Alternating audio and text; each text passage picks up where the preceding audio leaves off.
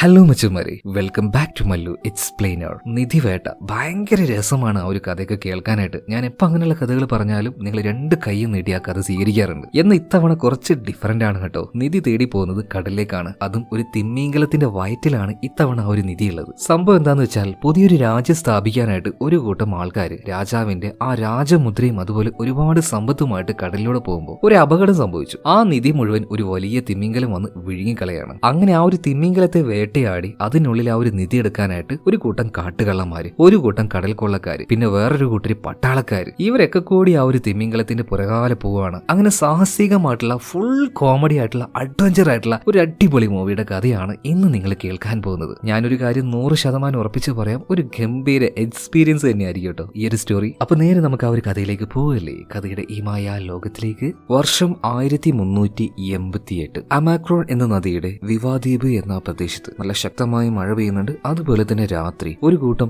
സൈനികര് അവിടെ തമ്പടിച്ചിരിക്കുകയാണ്. അതിൽ തന്നെ അവരുടെ രാജാവ് ഇവരോട് ചില നിർദ്ദേശങ്ങൾ പറഞ്ഞു കൊടുക്കുകയാണ്. ആ കൂട്ടത്തിൽ പടനായകനുണ്ട്, വേറെയും കുറച്ച് പട്ടാളക്കാരുണ്ട്. ആ കൂട്ടത്തിൽ പെട്ട ആളാണ് നമ്മുടെ കഥാനായകനായിട്ടുള്ള യങ് സാജൻ. എന്നാൽ രാജാവ് പറഞ്ഞ അഭിപ്രായത്തോട് നല്ല എതിർപ്പുണ്ട് യങ് സാജന്. രാജാവാണെങ്കിലും മണ്ടത്തരം കാണിക്കാൻ നിൽക്കുമ്പോൾ അതെന്തായാലും നിഷേധിക്കണ്ടേ. അപ്പൊ ആ ഒരു കാര്യം ഇപ്പോ യങ് സാജൻ പറയുന്നുണ്ട് കേട്ടോ. അങ്ങനെ ഈ കാണിക്കുന്നത് മഹാ അബദ്ധാണ്, ഇങ്ങനെ കാണിക്കാൻ നിൽക്കരുത്, എന്നെ നിഷേധിക്കാൻ മാത്രം നീ ആരടാ, ഇവിടുന്ന് ഇറങ്ങി പോടാന്ന് പറയണം. ആയിക്കോട്ടെ, എനിക്കും താല്പര്യമില്ലാന്ന് പറഞ്ഞിട്ട് യങ് സാജൻ അവിടുന്ന് പോകുന്ന സമയത്ത് പടനായകൻ ആള് ഭയങ്കര ദേഷ്യക്കാരനാണ്. രാജാവിനെ ഈ യങ് സാജൻ എതിർത്തത് കൊണ്ട് തന്നെ പിന്നിൽ നിന്നും അവന്റെ കഴുത്തിന് ഒരേറ്റ വെട്ട് കൊടുക്കുകയാണ്. എന്നാൽ ആ വെട്ടിനെ വളരെ നിസാരമായിട്ട് തന്നെ അവന്റെ കൂട്ടുകാരൻ തടുക്കുകയാണ്. ആ കൂട്ടുകാരൻ പിന്നീട് പടനായകനോട് പറയുന്നുണ്ട്, വെറുതെ എന്നെ ദേഷ്യം പിടിപ്പിക്കരുത്, എന്റെ ഉറയിലെ വാള് നിങ്ങൾ എടുപ്പിക്കരുത്, എന്റെ കൂട്ടുകാരന് ഒന്നും ചെയ്യരുത് എന്ന് പറയാണ്. ഇതിൽ ദേഷ്യം വന്ന് ഈ പടനായകന് യങ് സാജന്റെ കൂട്ടുകാരന് ഒന്നും നോക്കിയില്ല, കഴുത്ത് വെട്ടിക്കൊന്നു കളയാണ്. പിന്നീട് പടനായകൻ യങ് സാജനെ തന്നെ ചവിട്ടി പുറത്തേക്കിട്ട് അവൻ അവിടെ വെച്ച് വെട്ടിക്കൊല്ലാൻ വേണ്ടി വാളെടുക്കുകയാണ്. എന്നാൽ യങ് സാജൻ അത്ര മോശമായിട്ടുള്ള ആളാണോ?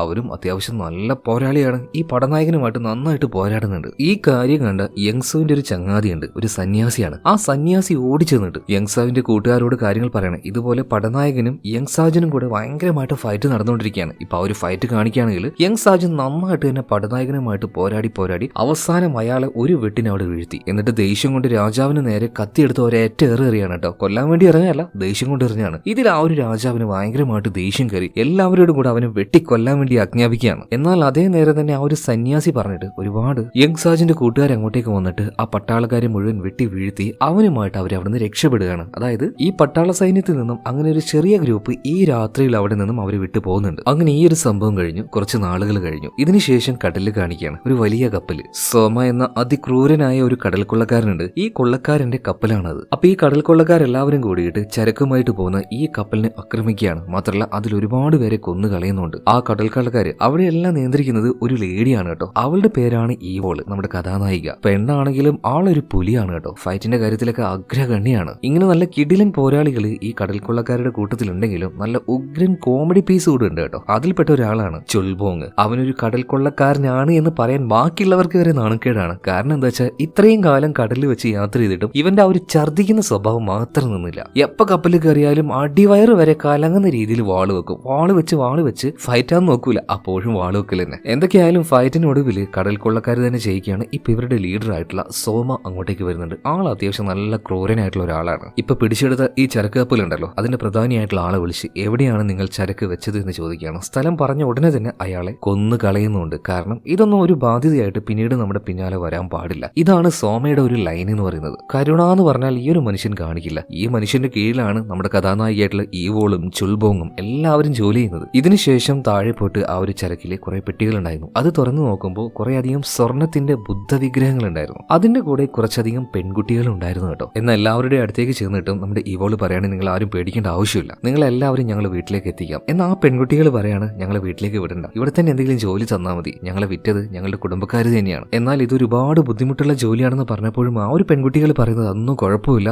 ഞങ്ങൾ ഇവിടെ തന്നെ ജോലി ചെയ്തോളാം, ഞങ്ങൾക്ക് എവിടെയും പോകണ്ടാന്ന്. അങ്ങനെ ഇവള് അവളുടെ ആ ഒരു ടീമിൽ ഈ പെൺകുട്ടികളെ ചേർക്കുകയാണ്. അതിനുശേഷം ഇപ്പൊ കൊള്ളയടിച്ച മുതലെല്ലാം കൂടിയിട്ട് ഇവരുടെ കപ്പലിലേക്ക് മാറ്റിക്കൊണ്ടിരിക്കുമ്പോൾ ഒരു പെട്ടി ചെറുതായിട്ട് തുറന്നു പോയിട്ട് അതിലുണ്ടായിരുന്നു ഒരു സ്വർണ്ണ വിഗ്രഹം വെള്ളത്തിലേക്ക് വീഴുന്നുണ്ട്. വീണ പാട് തന്നെ ഇവളൊന്നും നോക്കിയില്ല, അതിന് പിന്നാലെ എടുത്ത് ചാടുകയാണ് കേട്ടോ. കടലിനടിയിലേക്ക് പോകാൻ നിന്നിരുന്ന ആ പ്രതിമയെ അവൾ കൈകൊണ്ട് പിടിക്കുകയാണ്. ഇതേ നേരം തന്നെ വെള്ളത്തിനടിയിലൂടെ ഒരു തിമിംഗലം പോകുന്നുണ്ട്. എന്നാൽ അതിനെ കണ്ട് അവൾ പേടിക്കുന്നൊന്നുമില്ല, അതിനെ സൂക്ഷ്മമായിട്ട് നോക്കുകയാണ്. അതിന്റെ ദേഹത്ത് ഒരുപാട് ആൾക്കാർ വെട്ടിയതിന്റെയും വെട്ടിവെച്ചതിന്റെയും പാടുകളുണ്ട്. ആ മുറിവിൽ ചെറുതായി ചെറുതായിട്ട് അവളൊന്ന് തലോടി കൊടുക്കുകയാണ്. അവൾ ഒന്നും ചെയ്യാതെ ആ ഒരു തിമിംഗലം അവിടുന്ന് പോവാണ്. അതിനർത്ഥം രണ്ടുപേർക്കും എന്തോ മുൻപരിചയം ഉണ്ട് തോന്നുന്നു. അമ്മായിന്റെ മക്കളായിട്ട് തോന്നുന്നു. എന്തായാലും അത് അവിടെ കേട്ടെ. ഇവരുടെ കൊള്ളയും കാര്യങ്ങളൊക്കെ പിന്നീട് നല്ല രീതിയിൽ മുന്നോട്ടേക്ക് പോകുന്നുണ്ട്. ഇപ്പൊ 3 വർഷത്തോളം കഴിഞ്ഞു പോയിട്ടുണ്ട്. അങ്ങനെ ഈ സോമയുണ്ടല്ലോ, ഇവരുടെയൊക്കെ ലീഡർ, ഇയാളെ കാണാനായിട്ട് ഇവിടുത്തെ രാജാവിന്റെ തന്നെ പടനായകൻ വന്നിരിക്കുകയാണ്. രണ്ടുപേരും കൂടെ മുറിയുടെ ഉള്ളിൽ കയറിയിരുന്ന് രഹസ്യമായിട്ട് എന്തൊക്കെയോ സംസാരിച്ചുകൊണ്ടിരിക്കുകയാണ്. ഈ നേരത്ത് നമ്മുടെ ചുൽബോങ് അറിയാലോ, എത്ര കൊല്ലം കഴിഞ്ഞാലും ഇവന്റെ ഛർദ്ദിക്കുന്ന സ്വഭാവത്തിന് മാത്രം യാതൊരു കുറവും ഉണ്ടാവില്ല. നേരത്തെ പറഞ്ഞതുപോലെ തന്നെ ഛർദ്ദിച്ച് അടിവയറ് വരെ ഇളകിപ്പോയിട്ടുണ്ട്. അമ്മാതിരി ഛർദ്ദിച്ച് ക്ഷീണിച്ച അവശനായിട്ട് ഒരു മൂലക്കങ്ങനെ വന്നിരിക്കുന്ന സമയത്ത് ഇവരുടെ നേതാവായിട്ടുള്ള സോമ,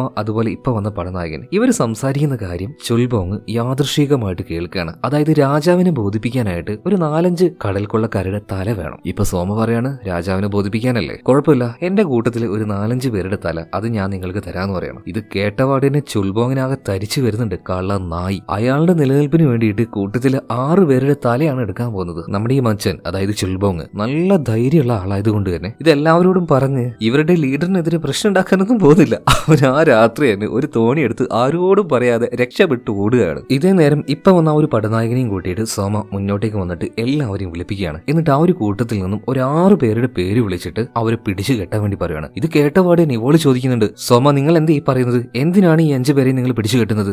അതൊക്കെ ഉണ്ട്, അവരെ പിടിച്ചു കെട്ടിന്ന് പറയണം. എന്നാൽ കൂട്ടത്തിൽ ഒരുത്തിന്റെ രോമത്തിൽ പോലും നിങ്ങൾ തൊടില്ല എന്ന് പറയാണ്. ഇത് കേട്ട ആ ഒരു പടനായകന് ദേഷ്യം വന്നിട്ട് ആദ്യം എനിക്ക് അവളുടെ തല വേണമെന്ന് സോമയോട് പറയാണ്. അപ്പൊ സോമ പറയാണ്, അവളെ മാത്രം ഒന്നും ചെയ്യാൻ പറ്റില്ല, കാരണം ഈ ആൾക്കാരെ മുഴുവൻ നിയന്ത്രിക്കുന്നത് അവളാണ്. വേണമെങ്കിൽ അവളുടെ പിന്നിലുള്ള ഒരു പെണ്ണ് അവളെക്കാൾ സുന്ദരിയല്ലേ, അവളെടുത്തോന്ന് പറയാണ്. ഇപ്പൊ പടനായകൻ പറയാണ്, എനിക്ക് അവളെ മതി. ഇതും പറഞ്ഞ് അവരെ പിടിക്കാനായിട്ട് ഒരു 2-3 പട്ടാളക്കാർ മുന്നോട്ടേക്ക് പോവാണ്. നമ്മുടെ ഈവോൾ ഒന്നും നോക്കിയില്ല, വാളെടുത്ത് ഒരേറ്റ വീശാണ്. 2 അപ്പൊ തന്നെ ചത്തു വേണം. ഈവോള് വാളെടുത്തു എന്നറിഞ്ഞ ഉടനെ തന്നെ ബാക്കിയുള്ള എല്ലാ കടൽക്കൊള്ളക്കാരും അവളുടെ കൂടെ തന്നെ വാളെടുക്കുന്നുണ്ട് കേട്ടോ. ഇത് കണ്ട് ദേഷ്യം വന്ന സോമ പറയാണ്, എല്ലാവരും ആയുധം താഴെ വെക്കടാ, നിങ്ങളുടെ നേതാവ് ഞാനാ പറയുന്നത്. ഒരുത്തം പോലും കത്തി താഴെ ഇട്ടില്ല. മാത്രമല്ല അവിടെ ഉണ്ടായിരുന്ന ബാക്കിയുള്ള എല്ലാ പട്ടാളക്കാരെയും വെട്ടിക്കൊന്ന് കടലേക്ക് ഇടുകയാണ്. പിന്നീട് ഈവോളും സോമയും തമ്മിൽ നേരിട്ട് ഫൈറ്റ് നടക്കുന്നുണ്ട്. ആ ഫൈറ്റിൽ അവസാനം ഈവോള് സോമയെ തോൽപ്പിക്കുന്നുണ്ട്. പിന്നീട് അയാളെ കെട്ടിയിട്ട് കപ്പലിന്റെ അറ്റത്തേക്ക് കൊണ്ടുപോയി നിർത്തിയിട്ട് പറയാണ്, കീഴടങ്ങാൻ നിങ്ങൾ തയ്യാറാണോ? എന്താ നിങ്ങളുടെ ഉദ്ദേശം? ഇത്രയും കാലം ഞങ്ങളുടെ ലീഡറായി നിന്നതുകൊണ്ട് തന്നെ നിങ്ങൾക്ക് ഞങ്ങളൊരു ബഹുമാനം നൽകുന്നുണ്ട്. ഞങ്ങൾക്ക് കീഴടങ്ങുന്നുണ്ടോ ഇല്ലയോ? ഇത് കേട്ടപാട് സോമ അവളുടെ മുഖത്ത് നോക്കി ഒന്ന് ചിരിക്കുകയാണ്. എനിക്ക് ജീവൻ ദാനം നൽകാൻ മാത്രം നീ ആരടി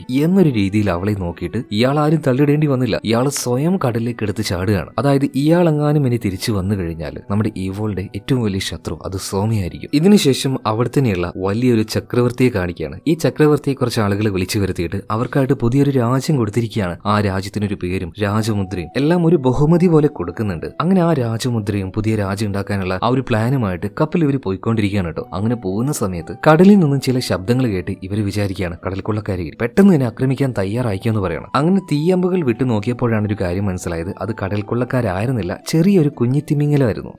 നമ്മളെ പേടിപ്പിക്കാൻ മാത്രം ഇവൻ അത്ര ധൈര്യം, കൊല്ലട അവനെന്ന് പറഞ്ഞിട്ട് ആ കുഞ്ഞൻ തിമിംഗലത്തിന് നേരെ ഇവരെല്ലാവരും ഷൂട്ട് ചെയ്യാണ്. അതൊരു കുഞ്ഞാണെങ്കിൽ അതിനൊരു ഇടയൻ അതുണ്ടാവുമല്ലോ, ഇടയൻ ഉണ്ടായിരുന്നു. ആ തിമിംഗലത്തിന്റെ അമ്മ തന്നെ. പിന്നെ പറയണോ, ആ വലിയ തിമിംഗലം വന്നിട്ട് ഈ ഒരു കപ്പലിട്ട് ഒരേറ്റ അടി കൊടുക്കുകയാണ് കേട്ടോ. കപ്പല് തവിട് പൊടിയായി എന്ന് പറയാം. എല്ലാം കൂടെ വെള്ളത്തിലേക്ക് തെറിച്ച് വീഴുന്നുണ്ട്. അതിൽ പ്രധാനിയായിട്ടുള്ള ആള് രാജാവല്ല ചക്രവർത്തി കൊടുത്ത ഒരു വലിയ രാജമുദ്രയുണ്ട്. അതങ്ങനെ വെള്ളത്തിൽ പൊങ്ങിക്കിടക്കുന്നത് കാണുകയാണ്. അതുമാത്രം എടുക്കാനായിട്ട് ഇയാൾ പോകുമ്പോഴേക്കും ആ തിമിംഗലം വന്ന് അതും വിഴുങ്ങിക്കൊണ്ട് അവിടുന്ന് ഒരൊറ്റ പോക്കാണ്. അതായത് അരിയും മൂഞ്ചി മണ്ണെണ്ണയും മൂഞ്ചി രാജാവ് കൊടുത്ത എല്ലാ ബഹുമതിയും ഇവിടെ വെച്ച് നഷ്ടമായി എന്ന് പറയാം. അങ്ങനെ ഈ സംഭവം കഴിഞ്ഞു അടുത്ത സീനിൽ കാണിക്കുന്നത് ഒരു കാടാണ്. ആ കാട്ടിലൂടെ ഒറ്റയ്ക്കൊരാൾ നടന്നു പോകുന്നുണ്ട്. മറ്റാരുമല്ല, അന്ന് ആ ഒരു സോമ എന്ന് പറഞ്ഞ കടൽക്കൊള്ളക്കാരന്റെ കപ്പലിൽ നിന്നും രാത്രിക്ക് രാത്രി തന്നെ രക്ഷപ്പെട്ടു പോയ ചുൽബോങ്. ധൈര്യത്തിന്റെ അങ്ങേ അറ്റാണ് മച്ചാന്. അതുകൊണ്ടാണല്ലോ അന്ന് രാത്രി അവിടുന്ന് രക്ഷപ്പെട്ടു വന്നത്. ഇയാൾ ഈ കാട്ടിലേക്ക് വന്നത് തന്നെ ഈ കാട്ടിൽ വേറൊരു കാട്ടുകള്ളനുണ്ട്. അവന്റെ പേരാണ് ക്രേസി ടൈഗർ. ആ ക്രേസി ടൈഗറിനെ അന്വേഷിച്ചാണ് ചുൽബോങ് ഈ കാട്ടിലേക്ക് വന്നത്. എന്നാൽ നമ്മുടെ യോദ്ധ എന്ന് പറഞ്ഞ സിനിമയില്ലേ, അതിൽ ജഗതി ചേട്ടൻ ഒരു ട്രാപ്പിൽ ചെന്ന് ചാടുന്നില്ലേ, അതുപോലെ ചുൽബോങ്ങും ചെന്നിട്ട് ഒരു വള്ളിയിൽ ചവിട്ടാണ്. തല കീഴായിട്ട് ഒരൊറ്റ പൊങ്ങലാണ്. അമ്മേ വിളിച്ചിട്ട് ഒരു പോക്കാണ്. അടുത്ത നിമിഷം തന്നെ ഒരു വടി കൊണ്ടുവന്ന് ആരും അവന്റെ തലക്കിട്ട ഒരൊറ്റ അടിയാണ്. അപ്പൊ തന്നെ എല്ലാം പോയി, ബോധവും പോയി. പിന്നെ കണ്ണു തുറന്നപ്പോ അവൻ തേടി വന്ന ആ ഒരു ക്രേസി ടൈഗറിന്റെ കൂട്ടത്തിന്റെ അല്ലെങ്കിൽ ആ കൂട്ടക്കാരുടെ കയ്യിൽ തന്നെയാണ് അവനിപ്പുള്ളത്. അവന്റെ മുന്നിലേക്ക് ആ ഒരു ക്രേസി ടൈഗർ വന്ന് നിൽക്കുന്നുണ്ട് കേട്ടോ. ആ ആള് മറ്റാരുമല്ല, തുടക്കത്തിൽ നമ്മൾ കണ്ട യങ് സാജുൻ എന്ന് പറഞ്ഞ ആ ഒരു പട്ടാളക്കാരനാണ്. അങ്ങനെ യങ് സാജുൻ വന്നിട്ട് അവനോട് ചോദിക്കുന്നുണ്ട്, നിനക്ക് എന്താ വേണ്ടത്, എന്തിനാ ഇങ്ങോട്ടേക്ക് വന്നത്? ഇപ്പൊ ചുൽബോങ് പറയാണ്, എനിക്ക് നിങ്ങളുടെ കൂട്ടത്തിൽ ചേരണം. ഇതേ സമയത്ത് തന്നെ യങ് സാജുൻ ചോദിക്കുകയാണ്, അതിന് നീ ഏതാടാ മലരെ? ഇതിനുശേഷം ചുൽബോങ് തുടങ്ങുകയാണ്. ഉള്ളതും ഇല്ലാത്തതും എല്ലാം കൂടി അങ്ങോട്ട് തള്ളി കയറ്റുന്നുണ്ട് കേട്ടോ. നിങ്ങൾ സോമ എന്ന കടൽക്കൊള്ളക്കാരനെ കുറിച്ച് കേട്ടിട്ടുണ്ടോ? കടലിനെ വിറപ്പിച്ച ആ കടൽക്കൊള്ളക്കാരന്റെ റൈറ്റ് ഹാൻഡ് ആണ് ഞാനുള്ള ധൈര്യം ധൈര്യത്തിലാണ് ആ കടലിനെ മുഴുവൻ അയാൾ അടക്കി ബാണിരുന്നത് ഇതെന്ത് ഭാഷ? അതങ്ങനെയാ, ഇപ്പൊ തന്നെ മനസ്സിലായിട്ടുണ്ടാവുമല്ലോ ഞാൻ എത്രത്തോളം വലിയ ധീരനാണെന്ന്. ഇത് കണ്ട് കുറച്ചു നേരം യങ്സാജുൻ അവൻ അങ്ങനെ നോക്കി നിൽക്കുകയാണ്. എന്നിട്ട് ഈ ചുൽബോങ്ങിനോട് ചോദിക്കുകയാണ്, എടാ സത്യം പറയടാ, ഒരു ഗുണവും ഇല്ലാത്തതുകൊണ്ട് നിന്നെ അവിടുന്ന് അടിച്ചോടിപ്പിച്ചതല്ല അവര്? ആ കൂട്ടത്തിൽ ഏറ്റവും കഴിവ് കെട്ടവനല്ലടാ മണ്ടാ നീ എന്തിനാടാ പിന്നെ അവിടുന്ന് പുറത്തേക്ക് വന്ന് എന്നൊക്കെ ചോദിച്ചപ്പോ ചുൽബോങ് പറയണം, അത് പിന്നെ എനിക്ക് ഈ മീനൊന്നും പറ്റുന്നില്ലാന്നേ, വല്ല ആടിറച്ചിയും തിന്ന് ജീവിക്കാന്ന് കരുതിയിട്ടാണ് കാട്ടിലേക്ക് വന്നത്. ഓ വിശ്വസിച്ച്. എന്തായാലും പൊന്നു മോനെ ചുൽബോങ്ങെ, നീ ഇങ്ങോട്ടേക്ക് വന്നതല്ലേ, അപ്പൊ ഞങ്ങളുടെ കൂട്ടത്തില് 31-ാമനാണ് നീ. അതുകൊണ്ട് ഇവിടെ നിന്ന് സകലമാന ജോലികളും നീ ചെയ്യേണ്ടി വരും. ആദ്യം പോയിട്ട് ചോറ് വെക്കെന്ന് പറയാണ്. കേട്ടപാടിന് ചുൽബോങ് ചാടി എഴുന്നേൽക്കാണ്. ചോറ് വെക്കാനോ? എന്നെ പോലെ ഒരു ധീരനോ? എങ്ങനെ ധൈര്യം വന്നോടാ എന്നോട് ഇതൊക്കെ പറയാൻ വേണ്ടി? അപ്പൊ തന്നെ കിട്ടുകയാണ് അടി. ചള്ള നോക്കിട്ട് പാവം ബച്ചാ പെട്ടുപോയെന്ന് പറയാലോ. പട പേടിച്ചേ പന്തളത്ത് ചെന്നപ്പോ പന്തംകുളത്തി പട എന്ന് പറഞ്ഞതുപോലെ പാവം ചുൽബോങ് ആകെ മൂഞ്ചി തിരിഞ്ഞിരിക്കുകയാണ് ഇപ്പോ. ഇതേ സമയത്ത് തന്നെ ചക്രവർത്തിയുടെ ആ ഒരു നാട്ടിലേക്ക് രാജമുദ്രയുമായിട്ട് പോയ ആൾക്കാരുണ്ടല്ലോ, അവര് വന്നിട്ട് മന്ത്രിയോട് കാര്യങ്ങളൊക്കെ പറയണം. ഇതുപോലെ കപ്പൽ തകർന്നു പോയി, ചക്രവർത്തി തന്ന ആ ഒരു രാജമുദ്ര അതാണെങ്കിൽ തിമിംഗലം വിഴുങ്ങിയിട്ടുണ്ട്. ഇത് കേട്ടപാട് തന്നെ മന്ത്രിയുടെ തല കറങ്ങി പോകുന്നുണ്ട്. ഈ വിവരങ്ങാനും രാജാവ് അറിഞ്ഞു കഴിഞ്ഞാൽ ഇയാളെ കെട്ടിയിട്ട് തല വെട്ടിക്കളയും. അതായത് തിമിംഗലം വന്ന് കപ്പൽ തകർത്തു എന്നിട്ട് ആ ഒരു രാജമുദ്ര വിഴുങ്ങി എന്നൊക്കെ പറഞ്ഞാൽ ഇതൊന്നും രാജാവ് വിശ്വസിക്കാൻ പോകുന്നില്ല. അതിന് പുറമെ പുതിയ രാജ്യം സ്ഥാപിക്കാനായിട്ട് പോകുമ്പോൾ ജനങ്ങളൊക്കെ കരുതും ഇങ്ങനൊരു സംഭവം അതൊരു അശുഭ ലക്ഷണമാണെന്ന്. അതുകൊണ്ട് നിങ്ങളുടെ കപ്പലിനെ ആക്രമിച്ചത് അതൊരു തിമിംഗലമല്ല, പകരം കടൽ കൊള്ളക്കാരാണ്. അങ്ങനെ വേണം ഇത് രാജാവിനോട് പോയിട്ട് പറയാൻ. അങ്ങനെ ഇവർ കരഞ്ഞുകൊണ്ട് രാജാവിന്റെ അടുത്തേക്ക് ചെന്നിട്ട്, പൊന്നു രാജാവെ ഞങ്ങളോട് ക്ഷമിക്കണം, പോകുന്ന വഴിയിൽ കടൽ കൊള്ളക്കാരെ ഞങ്ങൾ ആക്രമിച്ചു, അവർ ആ ഒരു രാജമുദ്രയുമായിട്ട് പോയി, ഞങ്ങൾ എന്ത് ചെയ്യാനാ രാജാവേ? ഇത് കേട്ടപാടിന് ദേഷ്യം കൊണ്ട് രാജാവിന് പ്രാന്തളകി തല കറങ്ങുന്നുണ്ട്. അത് ആദ്യമായിട്ട് കാണുന്നത്, ദേഷ്യം പിടിച്ച് തല കറങ്ങുന്നത്. എന്തായാലും അവിടെ ഉണ്ടായിരുന്ന പടനായകൻ പറയാണ്, രാജാവേ അവരുടെ ഒരു കടലിലെ വാഴ്ചയുണ്ടല്ലോ അത് നമ്മൾ ഇല്ലാതാക്കണം. ഇപ്പൊ രാജാവ് പറയാണ്, രണ്ടാഴ്ചക്കുള്ളിൽ എല്ലാത്തിനെയും ഇല്ലാതാക്കണം. അതായത് കടൽ കൊള്ളക്കാരെ പൂർണ്ണമായിട്ടും കൊല്ലാനുള്ള ഉത്തരവ് രാജാവ് ഇവിടെ വെച്ച് കൊടുക്കുകയാണ്. ഇതിനുശേഷം കാട്ടിലെ കള്ളന്മാരായിട്ടുള്ള യങ്സാജിനെയും അവന്റെ ടീമിനെയും കാണിക്കുകയാണ്. ഇവന്റെ സുഹൃത്തായിട്ടുള്ള ആ ഒരു സന്യാസി ഉണ്ടല്ലോ, അയാളെ വഴി ഇവരൊരു കാര്യം അറിഞ്ഞിട്ടുണ്ട്. ഇതിലൂടെ ഇന്നൊരു കച്ചവട സംഘം പോകുന്നുണ്ട്. 10-20 പേരേറ്റുള്ളൂ. അവരുടെ കയ്യിൽ നല്ല സമ്പത്തുണ്ട് എന്നാ പറയുന്നത്. ഇന്ന് അവരെ നമ്മൾ കൊള്ളയടിക്കാൻ പോവാണ്. പാവന്മാര് വരുന്ന സമയത്ത് അവരുടെ ദേഹത്തേക്ക് വല വെട്ടിയിടേണ്ട ജോലി അത് നിനക്കാണെന്ന് പറഞ്ഞിട്ട് ചുൽബോങ്ങിനെ ചൂണ്ടിക്കാണിക്കുകയാണ്. ഞാനാണോ അപ്പൊ വല വിരിക്കാനേ ചോദിച്ചപ്പോ ചുൽബോങ്ങിന്റെ മണ്ട കെട്ടൊന്ന് കൊടുത്തിട്ട് പറയുന്നത്, അതെ നീ തന്നെയാണ് ആ ഒരു വലയുടെ കയറ് ഇവിടെ ഇരുന്ന് വെട്ടേണ്ടത്. ഞങ്ങൾ പോയിട്ട് ഫൈറ്റ് ചെയ്യും. ടീമിലേക്ക് അവസാനം വരുന്നവരുടെ ജോലി ഇതൊക്കെ തന്നെയാണ്. അങ്ങനെ അധികം വൈകാതെ സന്യാസി പറഞ്ഞ ആ 20 പേരടങ്ങുന്ന സംഘം ഇങ്ങോട്ടേക്ക് വരുന്നുണ്ട് കേട്ടോ. ഇവരെല്ലാവരും ഒരു ചെരിവിന്റെ താഴെയായിട്ട് മറിഞ്ഞിരിക്കുകയാണ്. സന്യാസി സിഗ്നൽ കൊടുത്താൽ അപ്പൊ തന്നെ ചുൽബോങ് എന്താക്കണം, കയറ് വെട്ടണം. വിചാരിച്ചതുപോലെ തന്നെ നിസാരക്കാരായിട്ടുള്ള ഒരു 20 പേര് അവർ ഏകദേശം അടുത്തെത്താനായപ്പോഴാണ് സന്യാസി ഒരു കാര്യം കണ്ടത്. അവരുടെ പിന്നാലെ തന്നെ ഒരു കൂട്ടം പടയാളികൾ. രാജാവ് മറ്റേ കടൽക്കൊള്ളക്കാരുണ്ടല്ലോ അവരെ പിടിക്കാൻ വേണ്ടി ഒരു ടീമിനെ അയച്ചില്ലേ, ആ ടീം. ഇത് കണ്ടപാടിന് സന്യാസി പറയുന്നത്, കയറ് വെട്ടരുത്, തിരിഞ്ഞു പൊയ്ക്കോ രക്ഷപ്പെട്ട് ഓടിക്കുമെന്ന്. എന്നാൽ പ്രോ അൾട്രാമാക്സ് മണ്ടനായിട്ടുള്ള നമ്മുടെ ചുൽബോങ് വിചാരിച്ചു കയറ് വെട്ടാനാ പറഞ്ഞതെന്ന്. അവനൊന്നും നോക്കിയില്ല, കയറ് നോക്കി ഒരൊറ്റ വെട്ട് കൊടുക്കുകയാണ് കേട്ടോ. ഇത് വെട്ടിക്കഴിഞ്ഞാൽ ആ കയറിന്റെ മറ്റേ അറ്റത്ത് തൂങ്ങി നിൽക്കുന്ന നമ്മുടെ എന്താ പറയാ കൊള്ളക്കാരുടെ നേതാവായിട്ടുള്ള യങ്സാജുൻ, ഇവൻ തൂങ്ങി പോയിട്ട് ആ വരുന്ന ആൾക്കാരുടെ മുന്നിൽ നിൽക്കും. അത് തന്നെ സംഭവിക്കുകയാണ്. മൂഞ്ചി എന്ന് പറഞ്ഞാൽ പോരാ, നല്ല അടിപൊളിയായിട്ട് മൂഞ്ചി. എന്റെ മക്കൾ ഇതൊക്കെ നേരിട്ട് കട ചിരിച്ചൊരു പരുവാകും കേട്ടാ. അതായത് ചുൽബോങ് കയറ് വെട്ടിയത് യങ്സാജുൻ ആ കയറിന്റെ മറ്റൊരു ഭാഗത്ത് പിടിച്ചിരിക്കുകയാണല്ലോ. ഇവൻ ആടി പോയി നിൽക്കുന്നത് ഇത്രയും വലിയ പട്ടാളക്കാരുടെ മുന്നിൽ, അതും ഒറ്റയ്ക്ക്. ഇതേ നേരം താൻ എന്തോ വലിയ കാര്യം ചെയ്തു എന്ന രീതിയിൽ ചുൽബോങ് ആയത് കൊടുത്തിട്ട്, നേതാവേ ഞാനിതാ വരുന്നേന്ന് പറഞ്ഞിട്ട് ഓടി വന്നിട്ട് യങ്സാജിന്റെ അടുത്ത് നിൽക്കുകയാണ്. നോക്കുമ്പോഴാണ് ഈ പട്ടാളക്കാരെ കാണുന്നത്. ഇനിയിപ്പോ എന്തെങ്കിലും ചെയ്യാൻ പറ്റുമോ? ഒരൊറ്റ ഓട്ടാണ്, തിരിഞ്ഞോടുകയാണ് കേട്ടോ. പട്ടാളക്കാരാണെങ്കിൽ ഇവർക്ക് നേരെ തുരുതുരാന്ന് പറഞ്ഞിട്ട് അമ്പയുന്നുണ്ട്. എന്നാൽ എങ്ങോട്ടേക്കാണ് യങ്സാജിന് ഓടുന്നത്, അതിന്റെ പിന്നാലെ തന്നെ നേതാവേന്ന് വിളിച്ചുകൊണ്ട് ചുൽബോങ് വരികയാണ്. കള്ളപ്പന്നി ബേക്കെന്ന് മാറടാ, പണി എരന്ന് വാങ്ങി തരാനായിട്ടൊരു ജാതി. എന്നാൽ എത്ര പറഞ്ഞിട്ടും ചുൽബോങ് യങ്സാജിന്റെ പിന്നാലെ ഒന്നും മാറുന്നില്ല കേട്ടോ. അങ്ങനെ ഒരു വിധത്തിൽ എല്ലാം കൂടി ഓടി രക്ഷപ്പെട്ട് കാട്ടിന്റെ ഉള്ളിലേക്ക് കയറിയിട്ടുണ്ട്. സത്യം പറയാലോ, പട്ടാളക്കാർ ഓടിപ്പിച്ച് ഒരു പരുവായിട്ടുണ്ട്. ക്ഷീണിച്ച് ടയർഡായിട്ട് അവരവിടെ ഇരിക്കുന്ന സമയത്ത് ഈ സന്യാസി വന്നിട്ട് പറയണേ, ഞാൻ നിങ്ങളോട് പറഞ്ഞത് കയറ് വെട്ടണ്ട, തിരിച്ചോടിക്കോന്നല്ലേ. ഈ സമയത്ത് എല്ലാവരും കൂടെ നമ്മുടെ ചുൽബോങ്ങിനെ നോക്കുന്നുണ്ട്. എല്ലാത്തിനും കാരണക്കാരൻ ഇവനാണ് എന്നൊരു മരത്തിന്റെ പിന്നിൽ മറിഞ്ഞിരുന്നുകൊണ്ട് നാണം കുണുങ്ങാണ് ചുൽബോങ് കേട്ടാ. ഞാനൊന്നുമല്ല, എന്നോടൊന്നും പറയണ്ട, ഞാൻ മുണ്ടൂല. ആ ഒരു ആറ്റിറ്റ്യൂഡിൽ മച്ചാൻ അവിടെ നിൽക്കുന്നുണ്ട്. എല്ലാവരും കൂടെ കൂട്ടം കൂടി അവനെ തല്ലിക്കൊല്ലാത്തത് ഭാഗ്യം എന്ന് പറയാം. ഈ സമയത്ത് കൂട്ടത്തിൽ ഒരാൾ യങ്സാജിനോട് പറയുന്നുണ്ട്, ആ പോട്ടെ, ഒരു തവണയോ ഒന്ന് പൊയ്ക്കാവിടുന്ന്. ഉള്ള ചപ്പും ചവറും തിന്ന് മനുഷ്യനിവിടെ ഭ്രാന്ത് പിടിച്ചിരിക്കുകയാണ്. മര്യാദക്കൊന്ന് ഫുഡ് കഴിച്ചിട്ട് തന്നെ എത്ര ദിവസമായിടാ. അതായത് കള്ളന്മാരാണെങ്കിൽ നല്ല കഷ്ടപ്പാടിലാണ്. എന്തായാലും അവന്മാരുടെ കയ്യിൽ നിന്ന് രക്ഷപ്പെട്ടല്ലോ എന്ന് പറഞ്ഞ് സമാധാനത്തിൽ ദീർഘവിശ്വാസം വിട്ടിരിക്കുന്ന സമയത്ത് ദൂരെ നിന്ന് ഒരു വെളിച്ചം കാണുകയാണ്. ഇതേ നേരത്തിന് ഒരാൾ അതെന്താന്ന് പോയി നോക്കുമ്പോൾ ഇയാൾ ആകെ പേടിച്ച് തിരിഞ്ഞോടി വരുന്നുണ്ട്. ആശാനെ തീയും പുകയും പാറിപ്പിച്ചുകൊണ്ട് ഒരു ടീം വരുന്നുണ്ട്. ഇനി നമ്മൾ എന്താ ചെയ്യേണ്ടതെന്ന് യങ്സാജിനെ നോക്കി ചോദിക്കാൻ നിൽക്കുമ്പോഴേക്കും യങ്സാജിന് ഓടിക്കഴിയുവാട്ടാ. പിന്നെ വെറുതെ രക്ഷ കേട്ടോ, ഓടി രക്ഷപ്പെടും രക്ഷപ്പെടുക തന്നെ, വേറൊരു വഴിയില്ല.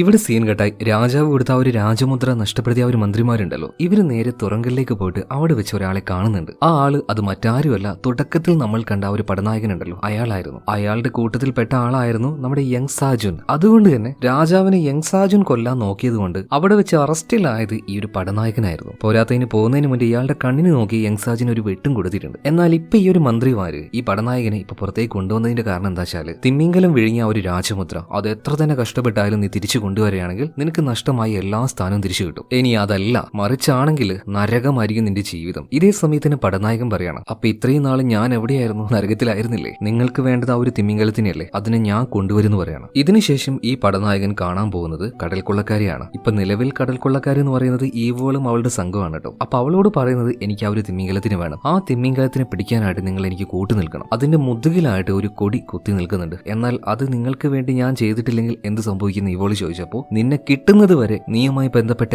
എല്ലാ ആൾക്കാരെയും ഞാൻ പിടിച്ചു കൂട്ടും, എല്ലാത്തിനെയും ചുട്ടു കൊല്ലുന്നു പറയാണ്. അപ്പൊ ഒരു തിമിംഗലത്തിന് വേണ്ടി സ്വന്തക്കാരെ നഷ്ടപ്പെടുത്താനായിട്ട് ഇവള് തയ്യാറായിരുന്നില്ല. അപ്പൊ ഈ പടനായകൻ പറഞ്ഞതുപോലെ തന്നെ തിമിംഗലത്തെ പിടിക്കാനായിട്ട് ഇവര് തയ്യാറാവുകയാണ്. കുറച്ച് ആയുധങ്ങളും പീരങ്കിയൊക്കെ അധികം വേണം. അതിനായിട്ട് കരയിലേക്ക് ഇവർ പോയിട്ടുണ്ട്. അതേ കരയിലേക്ക് തന്നെ അല്ലെങ്കിൽ ആ ഒരു സ്ഥലത്തേക്ക് തന്നെ നമ്മുടെ യങ് സാജനും അതുപോലെ തന്നെ കൂട്ടുകാരനായിട്ടുള്ള ആ ഒരു സന്യാസിയും കൂടെ വന്നിട്ടുണ്ട്. എന്താണെന്ന് വെച്ചാൽ അവസാനത്തെ ആ ഒരു സന്ദേശം ഇവർക്ക് കൊടുത്ത ആളുണ്ടല്ലോ അയാളെ പൊക്കാൻ തന്നെ. കാരണം അയാളാണ് ഇവരെ ഒറ്റയെന്ന് ഇവർക്ക് മനസ്സിലായി. അതുപോലെ യങ് സാജിന്റെ ഫോട്ടോ എല്ലാം വെച്ച് വാണ്ടഡ് ലിസ്റ്റ് വരെ പട്ടാളക്കാരെ ഇറക്കിയിട്ടുണ്ട് കേട്ടോ. അങ്ങനെ ഇയാളെ കണ്ടുപിടിക്കാണ് വെള്ളത്തിലിട്ട് മുക്കുന്നുണ്ട്. കള്ളപ്പന്നി നീയാണല്ലേ അപ്പൊ ഞങ്ങൾക്കിട്ട് പണി തന്നത്. അയാൾ പറയണത്, എടോ ഞാനല്ല സംഭവിച്ചതൊക്കെ ഞാൻ കേട്ടിട്ടുണ്ട്, എന്നെ വെറുതെ വിടുകയാണെങ്കിൽ ഞാൻ നിങ്ങൾക്കൊരു കാര്യം പറഞ്ഞുതരാന്ന് പറയണം. എന്താ കാര്യം ചോദിച്ചപ്പോൾ രാജാവിന്റെ നിധിയുമായിട്ട് അതുപോലെ രാജമുദ്രയുമായിട്ട് പോയ ഒരു കപ്പലിന് ഒരു മീൻ വിഴുങ്ങി എന്നാ പറയുന്നത്. മീനോ? ഒരു കപ്പലിനെയോ? നീ എന്താണ് ഈ പറയുന്നത്? ഇതേ സമയത്ത് തന്നെ അങ്ങോട്ടേക്ക് ആര് വരുന്നുണ്ട്? ആയുധം വാങ്ങാനായിട്ട് വന്ന ഏവോളെത്തുകയാണ്. കാരണം യങ് സാജിനെ വെള്ളത്തിലിട്ട് മുക്കുന്ന ഇയാളുണ്ടല്ലോ, ഇയാൾ തന്നെയാണ് ആ ആയുധ വ്യാപാരി. ഇപ്പൊ ഇങ്ങോട്ടേക്ക് കയറി വന്ന ഏവോളും അവളുടെ സംഘവും പറയണം, ആ മതി നിർത്തിപ്പോയിക്കാന്ന് പറയണം. ഇത് കേട്ടപാടി യങ് സാജിന് ദേഷ്യം വരികയാണ്. ധീരനായ ഒരു കാട്ടുകള്ളനോട് സംസാരിക്കാൻ മാത്രം നീ ഏതാടി പെണ്ണേന്ന്. ഇപ്പൊ അവനെ നോക്കി പുച്ഛത്തോടെ ഒന്ന് ചിരിച്ചിട്ട് ഏവോള് പറയാണ്, ധീരനായ കാട്ടുകള്ളനോ? എവിടെ കാണുന്നില്ലല്ലോ? അയ്യോ എവിടെ കാണുന്നില്ലല്ലോ? ഇപ്പൊ നമ്മുടെ യങ് സാജിനോട് സന്യാസി പറയുന്നുണ്ട്, ഇവിടെ വെച്ച് ഒന്നും ചെയ്യാൻ നിൽക്കണ്ട, ഇവന്മാര് കൂടുതൽ പേരുണ്ട്, വെറുതെ തർക്കിക്കാൻ നിന്നാ ഇവന്മാരുടെ കൈ കൊണ്ട് അടികൊണ്ട് തുറണ്ടി വരും, നൈസായിട്ട് ഇവിടുന്ന് പോവാന്ന് പറയാണ്. എന്തായാലും അത് തന്നെയാണ് നല്ലത്. രണ്ടുപേരും അവിടുന്ന് പോകുന്നത് പോലെ കാണിച്ച് അവിടെ തന്നെ ഒളിച്ചിരിക്കുന്നുണ്ട്. അതായത് ഈവോളും സംഘം എന്തിനാ വന്നേന്ന് അറിയാൻ വേണ്ടിയിട്ട്. അതായത് ഒരുപാട് ആയുധങ്ങൾ പീരങ്കി ഇത് മേടിക്കാനാണ് ഇവരിങ്ങോട്ടേക്ക് വന്നത്. കടലിലുള്ള ആ ഒരു വലിയ മത്സ്യം അതിനെ പിടിക്കാനായിട്ട്. അപ്പൊ ഈ ഒരു സന്ദേശം ആര് കേൾക്കുന്നുണ്ട്? യങ് സാജൻ കേൾക്കുകയാണ്. ഇത് നേരെ കാട്ടിലേക്ക് വന്നിട്ട് ഇവരുടെ സംഘത്തോട് പറയുന്നുണ്ട്. അതായത് സന്യാസിയാണ് ഈ കാര്യം പറയുന്നത്. അതായത് ഞങ്ങൾ രഹസ്യമായിട്ടുള്ള ഒരു സന്ദേശം കേട്ടു, രാജാവിന്റെ നിധിയുമായിട്ട് പോയ ഒരു കപ്പലുണ്ടല്ലോ, അക്ഷമരായിട്ട് കാത്തിരിക്കുന്ന ആ ബാക്കിയുള്ള കള്ളന്മാര് ചോദിക്കണം, ആ കപ്പലിന് ഒരു മീൻ വിഴുങ്ങിയെന്ന്. ഇത് കേട്ടപാട് ഒരുത്തൻ ചാടി എഴുന്നേറ്റ് സന്യാസിക്കിട്ട് രണ്ടെണ്ണം കൊടുക്കുകയാണ്. ഒരു മീൻ വന്ന് കപ്പലിനെ വിഴുങ്ങിയെന്നോ? നീ എന്താണ് ആളെ പൊട്ടനാക്കാൻ നോക്കുകയാണോ? കാട്ടുകളന്മാരെന്ന് വിചാരിച്ച് വെറുതെ മണ്ടന്മാരാണെന്ന് വിചാരിക്കരുത്. പിന്നീട് യങ് സാജിനോട് തന്നെ കാര്യങ്ങൾ പറയാണ്. അവനും പറയാണ്, അത് പിന്നെ രാജാവിന്റെ നിധിയുമായിട്ട് പോയ ആ ഒരു കപ്പലിന് ഒരു തിമിംഗലം വിഴുങ്ങി എന്നാ പറയുന്നത്. നേതാവായി പോയി, അല്ലെങ്കിൽ മണ്ടത്തരം പറഞ്ഞ് കോമ്പിനിട്ട് ഇടിക്കുകയായിരുന്നു. എന്നാൽ ഇത് കേട്ടോണ്ടിരുന്ന നമ്മുടെ ഈ ഒരു ചുൽബോങ് പറയാണ്, അല്ല ആ മീനിനെ കുറിച്ച് അവരെന്താ പറഞ്ഞത്? വല്ല തിമിംഗലം എന്നിട്ടാണോ? ആർക്കറിയാം. അതായത് ഇവർ ഇതുവരെയായിട്ടും കടലിൽ പോയിട്ടില്ല, കടലിലെ വലിയ വലിയ ജീവികളെ കണ്ടിട്ടില്ല. അതുകൊണ്ട് തന്നെ നമ്മുടെ ചുൽബോങ് എഴുന്നേറ്റ് നിൽക്കുകയാണ്. എന്നിട്ട് അവിടെ വലിയൊരു വട്ടം വരച്ചു കൊടുക്കുന്നുണ്ട്. ഇതെന്താ ചോദിക്കുമ്പോൾ, ഇതാണ് ആ തിമിംഗലത്തിന്റെ കണ്ണ്, ഇത്രയും വലുപ്പുണ്ടാവും. ഒന്ന് പോയടാ അവിടുന്ന്. എല്ലാവരും അവനെ കളിയാക്കുകയാണ്. എന്നാൽ വിശദമായിട്ട് തന്നെ ചുൽബോങ് കാര്യങ്ങൾ പറഞ്ഞു കൊടുക്കുകയാണ്. തിമിംഗലം എന്ന് പറഞ്ഞാൽ അത്രയും വലുപ്പുണ്ടാവും, വലിയ സാധനമാണ്. അതിന്റെ ഈ മുതുകുണ്ടല്ലോ, മുതുക് മേൽഭാഗം, അവിടെ കൂടെ ഒരു ഓട്ടയുണ്ട്. ആ ഓട്ടയിലൂടെയാണ് അത് ശ്വസിക്കാനായിട്ട് അത് നേരെ വെള്ളത്തിന്റെ മുകളിലേക്ക് വരും. ഇത് കേട്ടിരുന്ന ഇവന്മാരൊക്കെ പറയണം, നീ എന്താണ് ഈ പറയുന്നത്? ശ്വസിക്കാനായിട്ട് ഒരു മീൻ വെള്ളത്തിന്റെ മുകളിലേക്ക് വരുന്നോ? ഒന്ന് പോയടാ അവിടുന്ന്. ഇനിയിപ്പോ ആ ഒരു മീന് അത് മുലി കൊട്ടുന്ന കൂടെ നീ പറയോടാ എന്ന് ചോദിച്ചപ്പോ, അത് ഞാൻ പറയാൻ വരികയായിരുന്നു. കാരണം ഈ തിമിംഗലം ഉണ്ടല്ലോ അതൊരു സസ്തിനിയാ, അത് അതിന്റെ കുഞ്ഞിന് മുല കൊടുക്കും. ഇത് കേട്ടപാടിനെ സന്യാസിക്ക് ഭ്രാന്തളകയാണ്. ഞാൻ ഇന്ന് ഈ കള്ളപ്പന്നിയെ കൊല്ലും, ഞാൻ ഇനി മുതൽ സന്യാസി അല്ല എന്ന് പറഞ്ഞിട്ട് അവനിട്ട് ചാമ്പ വരികയാണ്. ഇതേ സമയത്ത് തന്നെ ചുൽബോങ് തലക്കടിച്ച് അവിടെ ഇരിക്കുകയാണ്. മണ്ണും ചാണകവും തിരിയാത്ത ഈ മണ്ടന്മാരുടെ കൂടെ ഞാൻ എങ്ങനെ ജീവിക്കും ദൈവമേ? എടോ ഞാൻ പറഞ്ഞ സത്യ, വലിയൊരു മീനാണ്, അതിനെ പിടിക്കണമെങ്കിൽ ഒരുപാട് വലിയ പീരങ്കികൾ വേണം. ഓക്കെ, പീരങ്കി വേണമല്ലേ, നമുക്ക് പീരങ്കി സംഘടിപ്പിക്കാം. ഇവര് നേരെ പഴയ ആ ഒരു ആയുധ കച്ചവടക്കാരനുണ്ടല്ലോ അവന്റെ അടുത്തേക്ക് പോകണം. ഇതേ സമയത്തിന് അയാൾ ഈവോളിന് വേണ്ടിയിട്ടുള്ള പീരങ്കി കാര്യങ്ങളൊക്കെ കൊടുത്തിട്ടുണ്ട്. സ്പെഷ്യൽ ആയിട്ടുള്ള മറ്റൊരു സാധനം കൂടെ, ഒരു കുപ്പി പോലെയുള്ള സാധനം. ഇതൊരു പഴയ ടൈപ്പ് ഗ്രാനേഡ് ആണ്. അതെങ്ങനെ വർക്ക് ചെയ്യുക എന്നുള്ളത് ഒരു വലിയ അടുപ്പിന്റെ ഉള്ളിലേക്ക് ഇട്ട് ഇയാൾ കാണിച്ചു കൊടുക്കുന്നുണ്ട് കേട്ടോ. അങ്ങനെ സാധനങ്ങളൊക്കെ പാക്ക് ചെയ്ത് ഇവർ അവിടെ നിന്ന് പോകാൻ നിൽക്കുമ്പോൾ ഒന്നും അവിടെ കാണാനില്ല. എന്നാൽ എന്താ സംഭവിച്ചത് എന്ന് നോക്കിയപ്പോൾ നേരത്തെ തന്നെ ഇങ്ങോട്ടേക്ക് വന്ന യങ് സാജനും അവന്റെ ആൾക്കാരും കൂടി ഇവര് നിറച്ചു വെച്ച ആ ഒരു പീരങ്കിയും വെടിക്കോപ്പും ഇതെല്ലാം എടുത്ത് അവിടെ നോട്ടിയിട്ടുണ്ട്. ഇത് കണ്ട സമയത്ത് ഈവോള് വെറുതെ വിടുവോ? അവരുടെ പിന്നാലെ തന്നെ പാഞ്ഞു ചെല്ലുന്നുണ്ട്. അങ്ങനെ അവസാനം എല്ലാം കൂടെ പൊട്ടിത്തെറിച്ച് നമ്മുടെ ഈവോളും അതുപോലെ തന്നെ യങ് സാജനും രണ്ടുപേരും പോയി നിൽക്കുന്നത് പട്ടാളക്കാരുടെ മുന്നിലേക്കാണ്. കാഞ്ചി വലിച്ച് ഗണ്ണും പിടിച്ച് നിൽക്കുന്നത് പോലെ എല്ലാണ്ണും ആ അമ്പും പിടിച്ച് അങ്ങനെ നിൽക്കാണ് കേട്ടോ. ഇപ്പൊ ചെയ്യും. എന്നാൽ എന്തുകൊണ്ടാണെന്നറിയില്ല, പെട്ടെന്ന് തന്നെ നമ്മുടെ ഈവോളിനെ മറച്ചു പിടിച്ചുകൊണ്ട് യങ് സാജൻ അവളെ പ്രൊട്ടക്ട് ചെയ്യാണ്. എല്ലാ അമ്പും വന്ന് കയറിയത് അവന്റെ പുറത്തായിരുന്നു. ഇതേ നേരത്തെ പൊട്ടാൻ ബാക്കി ഉണ്ടായിരുന്ന കുറച്ച് സാധനങ്ങളുണ്ട്, ഇത് അവിടെ വെച്ച് പൊട്ടുകയാണ്. അപ്പൊ ആ ഒരു ഗ്യാപ്പിന് രണ്ടുപേരും അവിടുന്ന് രക്ഷപ്പെട്ടു പോകുന്നുണ്ട്. എന്നാൽ ഈവോളിനെ യങ് സാജൻ അങ്ങനെ രക്ഷപ്പെടുത്താനുള്ളതിന്റെ കാരണം അവന്റെ പുറത്ത് നല്ല പടച്ചട്ട് വെച്ചായിരുന്നു. അപ്പൊ അതിലേക്ക് വന്നാണ് ഈ അമ്പൊക്കെ കയറിയത്. എന്തായാലും പള്ളക്ക് കയറാത്തത് ഭാഗ്യം. പിന്നെ ഈവോള് കൊണ്ടുപോയ ആ ഒരു വെടിക്കോപ്പ് ഉണ്ടല്ലോ, അതിൽ നിന്നൊരു ഇച്ചിരി ഇവർ എടുത്തിട്ടുണ്ട് കേട്ടോ. ബാക്കിയുള്ളത് അവളെ തന്നെ കൊണ്ടുപോയിട്ടുണ്ട്. അങ്ങനെ ഇവന്മാര് അത് എടുത്തുകൊണ്ട് കാടും മലയും എല്ലാം താണ്ടിക്കൊണ്ട് അവസാനം കടലിലേക്ക് എത്താനായിട്ടുണ്ട്. ഒരു കാര്യം ആലോചിക്കണം, കാട്ടിൽ നിന്നും കാട്ടുപന്നിയും തിന്ന് കാട്ടിലൂടെ പോകുന്ന ഈ ചെറിയ ചെറിയ വ്യാപാരികളെയും കൊള്ളയടിച്ച് ജീവിച്ചിരുന്ന ഇവന്മാർ ആദ്യമായിട്ടാണ് കടലിലേക്ക് പോകുന്നത്, അതും ഒരു തിമ്മിങ്കലത്തെ പിടിക്കാൻ വേണ്ടി. ഇവർക്ക് ഇപ്പോഴും അറിയില്ല തിമ്മിങ്കലത്തിന്റെ വലുപ്പം അത് എത്രയാണെന്ന് കേട്ടാ. അപ്പൊ എല്ലാവരും കൂടെ തയ്യാറായി അവരുടെ ആയുധങ്ങളും എല്ലാം അവരുടെ ആ ഒരു കപ്പലിൽ നിറക്കുകയാണ്. കണ്ടോ, അവരുടെ ആ ഒരു കപ്പലിന്റെ വലുപ്പം 1ഉം 2ഉം കൂടി പോയി ഒരു 3/4 മീറ്റർ ഉണ്ടാവും.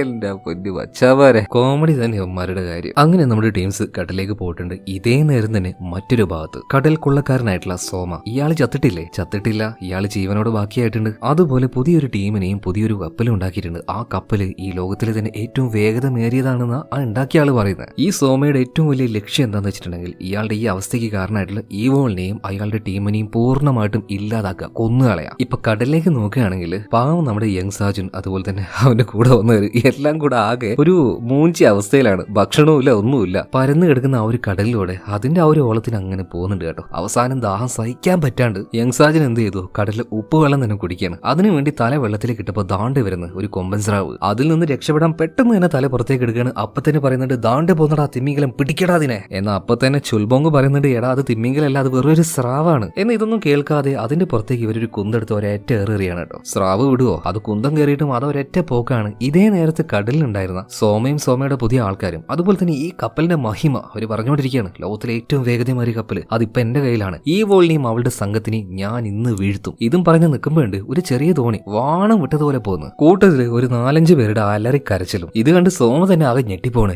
എന്റെ കപ്പലിനേക്കാൾ വേഗത കൂടിയ മറ്റൊരു ചെറിയ തോണിയോ? ഇത് എന്ത് ടെക്നിക്കാ അവർ ഉപയോഗിക്കുന്നത്? ഇവർക്ക് അറിയില്ലല്ലോ അതിന്റെ മെഷീൻ എന്ന് പറയുന്നത് കൊമ്പൻ സ്രാവാണെന്ന്. എന്തായാലും ഈ കൊമ്പൻ സ്രാവിനെ കൊല്ലാനായിട്ട് പീരങ്കി ഓണാക്കി അതിന് നേരെ ഒരെണ്ണം അടിക്കാൻ പറയുന്നുണ്ട്. എന്നാൽ ഒരു കൺട്രോളും ഇല്ലാതെ പോകുന്ന ഈ തോണിയിൽ വെച്ച് ഇവർക്ക് എങ്ങനെ ലക്ഷ്യത്തെ ഭേദിക്കാൻ പറ്റും? ഉണ്ട നേരെ പോയി തട്ടുന്നത് സോമയുടെ കപ്പലിലേക്കാണ്. സോമ പറഞ്ഞ് അവര് യുദ്ധം തുടങ്ങി തിരിച്ചും ആക്രമിച്ചു വന്നു. പിന്നെ പറയണ്ടല്ലോ, ഇവന്മാരുടെ ആ ഒരു ചെറിയ തോണി ഉണ്ടല്ലോ അതിന് നേരെ തുരാന്ന് പറഞ്ഞിട്ട് പീരങ്കിയുടെ ഉണ്ടകൾ ഇങ്ങനെ വന്നു വരുന്നുണ്ട്. എന്നാൽ എന്തോ ഭാഗ്യത്തിന് ഒരെണ്ണം പോലും അവരുടെ തോണിയിൽ വന്നു വീണില്ല. നല്ല ഉഗ്രമായിട്ടുള്ള ഉന്നം തന്നെ. അവന്മാരെ അവിടെ നിന്ന് രക്ഷപ്പെട്ടു പോവാണ്. ഇതേ സമയത്ത് തന്നെ സോമ ആ കപ്പലിന്റെ മഹിമ പറഞ്ഞ ആളുണ്ടല്ലോ അവനൊന്ന് നോക്കുകയാണ്. നീ എന്താ പറഞ്ഞത്? ലോകത്തിലെ ഏറ്റവും വേഗത കൂടിയ കപ്പലുകല്ലേ, കരയിലേക്ക് വാടാ, കാണിച്ചു തരാൻ ഞാൻ. ഇതേ നേരം തന്നെ യങ് സാജനും അവന്റെ ടീമും കൂടെ ഒരു സ്രാവിനെ പിടിച്ചായിരുന്നല്ലോ, അത് അവസാനം ചത്തു പൊങ്ങിയിട്ടുണ്ട്. ഇത് കണ്ടപ്പോൾ ഇവന്മാർക്കാകെ സന്തോഷമാണ്. അവസാനം തിമ്മിങ്കലത്തിനെ പിടിച്ചേന്ന് പറഞ്ഞിട്ട് എല്ലെണ്ണം കൂടെ ഭയങ്കര തുള്ളിച്ചാടല്. എന്നാൽ ഇത് കണ്ട സമയത്ത് ചുൽബോങ് പറയണ, എടാ മണ്ടന്മാരെ, ഇതൊരു തിമ്മിങ്കലല്ല, ഇത് വെറൊരു സ്രാവാണ്. അങ്ങനെ അതിനെയും വലിച്ചുകൊണ്ട് ഇവർ കരയിലേക്ക് വരുന്നുണ്ട്. അവസാനം കുറച്ചു നേരം ചത്ത് കിടക്കുന്ന ആ ഒരു സ്രാവിനെ നോക്കിയിട്ട് പറയാണ്, ഇതിനാകെ ഇത്ര വലുപ്പം ഉള്ളായിരുന്നല്ലേ, എന്നാൽ വെള്ളത്തിൽ കണ്ടപ്പോൾ വലിയ എന്തോ സാധനമാണെന്ന് വിചാരിച്ചു. എന്തായാലും എല്ലാവരും ആകെ ക്ഷീണിച്ചിരിക്കുകയാണ്. കുടിക്കാനാണെങ്കിൽ ഒന്നുമില്ല. ഇതേ നേരത്ത് മറ്റേ ആ ഒരു ഗ്രാനേഡ് ഉണ്ടല്ലോ ബോട്ടിൽ പോളത്, ഇത് കണ്ടപ്പോൾ മറ്റേ ആ ഒരു സന്യാസി വിചാരിക്കുകയാണ് ഇതെന്തോ വെള്ളമാണെന്ന്. ഇത് കുടിക്കാൻ നോക്കി ഇത് വായിലേക്ക് അങ്ങനെ കമത്തുന്നുണ്ട്. എന്തോ ഭാഗ്യത്തിന് അത് അവിടെ വെച്ച് പൊട്ടിയില്ല കേട്ടോ. അപ്പൊ ഇതിലൊന്നും ഇല്ലാന്ന് കരുതിയിട്ട് ഇവൻ ആ ഒരു കുപ്പിയെടുത്ത് ബേക്കിലേക്ക് എറിയാണ്. നിലത്ത് വീണത് ഒരൊറ്റ പൊട്ടലാണ്. ഇവരെല്ലാവരും ഓടിച്ചെന്ന് നോക്കുമ്പോൾ ഇവരുടെ ആ ഒരു ചെറിയ തോണി അതൊരു കരിക്കട്ട പോലെ ആയിട്ടുണ്ട് കേട്ടോ. ഇനി ഇവർക്ക് പോകണമെങ്കിൽ കപ്പൽ എവിടെയെങ്കിലും മോഷ്ടിച്ചേ മതിയാവുള്ളൂ. അതിനായിട്ട് ഇവർ നേരെ പോകുന്നത് പട്ടാളക്കാരുടെ കപ്പൽ മോഷ്ടിക്കാനാണ്. എന്നാൽ ഇത് കണ്ടപ്പോൾ ചുൽബോങ് പറയണേ, എടോ മണ്ടന്മാരെ, അത്രയും വലിയ കപ്പലൊന്നും നിങ്ങളെ കൊണ്ട് ഓടിക്കാൻ കഴിയില്ല. എടാ ഞങ്ങളെല്ലാം ഓടിക്കാൻ പോകുന്നത്, നീ കടലിൽ നിന്ന് വന്ന ആളല്ലേ, നീയാണ് ഇനി മുതൽ ഞങ്ങളെ നയിക്കാൻ പോകുന്നത്. ഇത് കേട്ടപ്പോൾ ചുൽബോങ് പറയണേ, ഞാൻ നിങ്ങളുടെ ടീമിലെ 39-ാമനല്ലേ, ഞാൻ പറഞ്ഞ ആരെങ്കിലും കേൾക്കോ? ഇതേ സമയത്ത് തന്നെ യങ് സാജൻ പറയാണ്, ഇനി മുതൽ ഞങ്ങളുടെ ടീമിലെ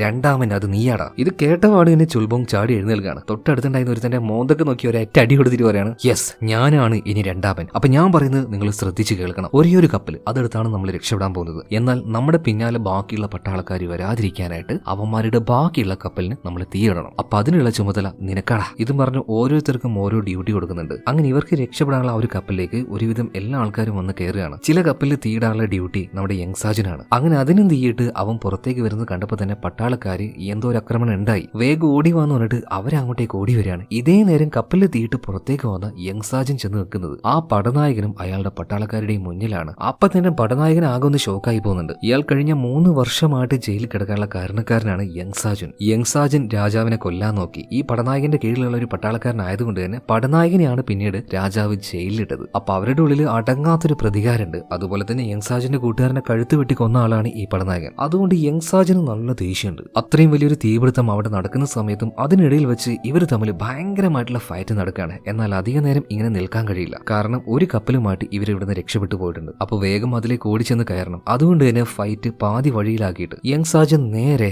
അവന്റെ കൂട്ടാളിക്കെടുത്ത ആ ഒരു കപ്പലിലേക്ക് ഓടിച്ചെന്ന് കയറുകയാണ്. ഇപ്പൊ ഈ ഒരു പടനായകനെ നോക്കുകയാണെങ്കിൽ കലിപ്പ് കയറി അലറി വിളിച്ച് ഭ്രാന്ത് പിടിച്ച് നിലവിളിക്കുകയാണ് അയാൾ. ഇതിനുശേഷം കടലിൽ തിമിംഗലത്തിനെ പിടിക്കാൻ പോയ ഈവോളിനെയും ടീമിനെയും കാണിക്കുകയാണ്. ആ ഒരു തിമിംഗലത്തിനെ ഇവൾ സ്പോട്ട് ചെയ്തു. പിന്നീട് അതിനെ ആക്രമിക്കാൻ നിൽക്കുന്ന അതേ നേരം തന്നെ ഇവരുടെ കപ്പലിന് നേരെ ഒരു പീരങ്കി ആക്രമണം ഉണ്ടാവുകയാണ്. നോക്കുമ്പോൾ ആരാണ്? സോമയും അയാളുടെ ആൾക്കാരുമാണ്. ഏകദേശം അയാളുടെ മുന്നിൽ ഈവോൾ ഇപ്പൊ പെട്ട അവസ്ഥയിലാണ്. ഇതേ സമയത്ത് തന്നെ കപ്പലുമായിട്ട് കടലിലേക്ക് വന്ന് നമ്മുടെ ടീംസിനെ കാണിക്കുകയാണ്. വലിയ കപ്പല് ഇത് നൈസായിട്ട് കടലിലൂടെ അങ്ങനെ പോകുന്നുണ്ട്. അപ്പോൾ ആ ഒരു സംഭവമൊക്കെ ഭയങ്കരമായിട്ട് ഇവന്മാർക്ക് ഇഷ്ടമാവുന്നുണ്ട് കേട്ടോ. അപ്പൊ നമുക്കിനി കര വേണ്ട, ഇനി കടൽ മതി എന്ന് പറയണം. ഈ സമയത്ത് ചുൽബോങ് വന്നൊരു കാര്യം ചോദിക്കുന്നുണ്ട്. എടോ കുറെ തിമിംഗലം ഈ കടലുണ്ടാവും, നമ്മൾ ഏതിനെയാന്ന് വെച്ചാൽ പിടിക്കുക. യങ്സാജൻ പറയാണ് നമുക്ക് എപ്പോഴാണ് ആ ഒരു നിധി കിട്ടുന്നത് അതുവരെ ഇവിടെയുള്ള എല്ലാ തിമിംഗലത്തിനെയും പിടിക്കാം. അതിനിപ്പോ എന്താ ഇത്രമാത്രം ആലോചിക്കാനായിട്ട്? ഈ സമയത്ത് ചുൽബോങ് വിചാരിക്കുകയാണ് ഈ മണ്ടന്മാരുടെയൊക്കെ വിചാരം ഇതെന്താ വല്ല മത്തിയേറ്റാന്നാ, കിട്ടുന്നത് വരെ പിടിച്ച് കപ്പലിൽ നിറക്കാനായിട്ട്. ഈ സമയത്താണ് യഥാർത്ഥത്തിലുള്ള തിമിംഗലത്തിന് ഇവന്മാര് നേരിട്ട് കാണുന്ന കേട്ടോ. വെള്ളത്തിന് മുകളിലേക്ക് ശ്വാസം എടുക്കാൻ വേണ്ടി വന്നതായിരുന്നു ആ ഒരു തിമിംഗലം. വന്ന പാട് തന്നെ അതിന്റെ മുതുകിലൂടെ വെള്ളം ചീറ്റുന്നുണ്ട്. ഇത് കണ്ട്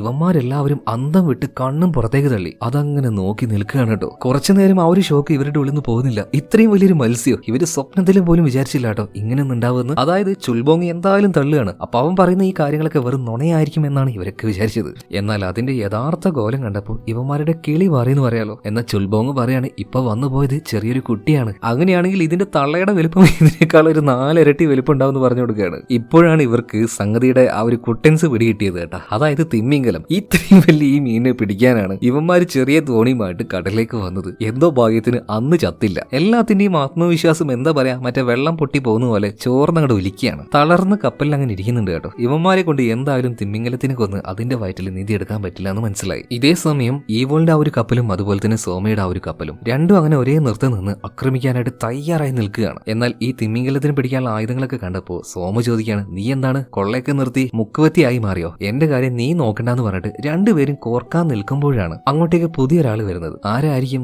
നമ്മുടെ ഈ ഒരു യങ്സാജിന്റെ ആ ഒരു കപ്പല് തന്നെ. ഇവന്മാർക്ക് മനസ്സിലായി എന്തായാലും തിമിംഗലത്തിന് പിടിക്കാൻ പറ്റില്ലെന്ന്. അതുകൊണ്ട് കുറച്ച് ദിവസം കടലിൽ അങ്ങനെ ചുറ്റി നടന്ന് തിരിച്ചു പോകുന്ന പ്ലാൻ ചെയ്ത് അങ്ങനെ ചുമ്മാ കിടക്കുകയാണ്. അങ്ങനെ ഇവരുടെ കപ്പല് പതിയെ പതിയെ ഈ ഈവോളുടെയും അതുപോലെ തന്നെ സോമയുടെയും കപ്പലുണ്ടല്ലോ ഇതിന്റെ നടുവിലേക്ക് പോവാണ്. എന്നാൽ എന്തൊക്കെയോ ശബ്ദം കേട്ട് ഇപ്പൊ യങ്സാജിനും അതുപോലെ ബാക്കിയുള്ളവരും എഴുന്നേറ്റ് നോക്കുമ്പോൾ ഇവരിപ്പോ ചെന്ന് നിൽക്കുന്നത് പൊട്ടാൻ നിൽക്കുന്ന 2 പീരങ്കികൾക്ക് നടുവിലാണ്. എന്നാൽ ഇത് നല്ലൊരു അവസരമായി കണ്ട് ഈവോളും അവളുടെ സംഘവും കൂടെ നമ്മുടെ യങ്സാജിന്റെ കപ്പലിലേക്ക് ചാടിക്കയറി അവരുടെ പോരാട്ടം തുടങ്ങുകയാണ്. ഇതേ നേരം തന്നെ യങ്സാജിന്റെ കൂട്ടത്തിൽപ്പെട്ട ഒരാളെ ചോദിക്കുന്നുണ്ട് ആശാനെ ഈ സമയത്ത് ചോദിക്കാൻ പാടുണ്ടോ എനിക്കറിയില്ല, ഈ ഒരു അവസരത്തിൽ നമ്മൾ എന്ത് ചെയ്യണം ആശാനെ? ഒന്നും നോക്കണ്ട കയറി അറ്റാക്ക് ചെയ്തോ. ആരെ? ഈ സോമനെ തന്നെ. അങ്ങനെ സോമൻ വീണ്ടും ശശിയാകാൻ പോവാണ്. എല്ലാവരും അങ്ങോട്ടേക്ക് ചാടി ഇറങ്ങുന്നുണ്ട്, കൂട്ടത്തിൽ നമ്മുടെ സന്യാസിയും. എന്നാൽ ഈ ഒരു യുദ്ധവും കാര്യങ്ങളൊക്കെ നേരിട്ട് കണ്ടപ്പോൾ ഇയാൾ തിരിച്ച് കപ്പലിലേക്ക് തന്നെ വരികയാണ്. എന്നാൽ കപ്പലാണെങ്കിലോ ഈ സന്യാസിയും കൂടി ഒറ്റയ്ക്ക് മറ്റൊരു ദിശയിലേക്ക് ഒഴുകി അങ്ങനെ പോകുന്നുണ്ട്. എന്തായാലും ഇത്തവണ സോമൻ ശശി ആയില്ല കേട്ടോ. കാരണം ഇത്തവണ ഈ വോളിനെ സോമൻ തോൽപ്പിക്കുകയാണ്. അതുപോലെ തന്നെ അവളെയും അതുപോലെ ഇപ്പൊ വന്ന് നമ്മുടെ യങ്സാജിനെ രണ്ടുപേരെയും അങ്ങോട്ടും ഇങ്ങോട്ടും വിലങ്ങ് വെച്ച് കെട്ടിയിട്ട് അന്ന് എങ്ങനെയാണ് സോമയെ നിർത്തിയത് അതുപോലെ തന്നെ ഇവരെ രണ്ടുപേരെയും നിർത്തുകയാണ്. എന്നാൽ ഈ സമയത്തേക്ക് യങ്സാജൻ അവന്റെ ജീവന് വേണ്ടിയിട്ട് സോമയോട്